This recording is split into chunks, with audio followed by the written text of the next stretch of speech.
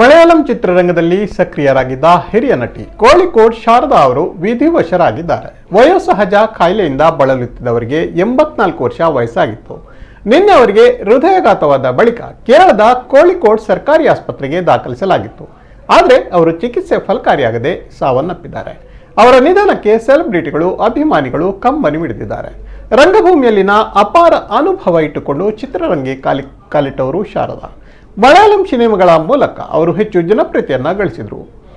ಅಂಗಕುರಿ cinema ಮೂಲಕ 1979ರಲ್ಲಿ ಚಿತ್ರರಂಗಕ್ಕೆ ಶಾರದಾ ಪಾದಾರ್ಪಣೆ ಮಾಡಿದರು. 40 ವರ್ಷಗಳ ಕಾಲ ಅವರು ಸಿನಿಮಾ ಜಗತ್ತಿನಲ್ಲಿ ಸಕ್ರಿಯರಾಗಿದ್ದರು.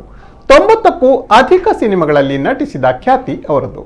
ಹೆಚ್ಚಾಗಿ ತಾಯಿ ಪಾತ್ರಗಳಲ್ಲಿ ಕಾಣಿಸಿಕೊಳ್ಳುತ್ತಿದ್ದರು. ಈ ಮೂಲಕ ಅವರು ಸಿನಿಪ್ರಿಯರನ್ನ ರಂಜಿಸಿದರು. ಮಾಡಿದ್ದೆಲ್ಲವೂ ಚಿಕ್ಕ ಪುಟ್ಟ ಪಾತ್ರಗಳಾದರೂ ಅವರ ನಟನೆ ಗಮನಾರ್ಹವಾಗಿತ್ತು. ಮಲಯಾಳಂ ಕಿರುತೆರೆಯ ಕೆಲವು ಧಾರಾವಾಹಿಗಳಲ್ಲೂ ಶಾರದಾ ಬಣ್ಣ ಹಚ್ಚಿದರು. ಅನುಬಂಧಂ, ಸದಯಂ, ನಂದನಂ ಮುಂತಾದವು ಶಾರದಾ ನಟಿಸಿದ ಪ್ರಮುಖ ಸಿನಿಮಾಗಳು. 4 ಮಕ್ಕಳನ್ನ ಅವರು ಅಗಲಿದ್ದಾರೆ. ಪೃಥ್ವಿರಾಜ್, ಸುಕುಮಾರನ್ ಸೇರಿದಂತೆ ಅನೇಕ ಸೆಲೆಬ್ರಿಟಿಗಳು ಶಾರದಾ ನಿಧನಕ್ಕೆ ಕಂಬನಿ ಮಿಡಿದಿದ್ದಾರೆ.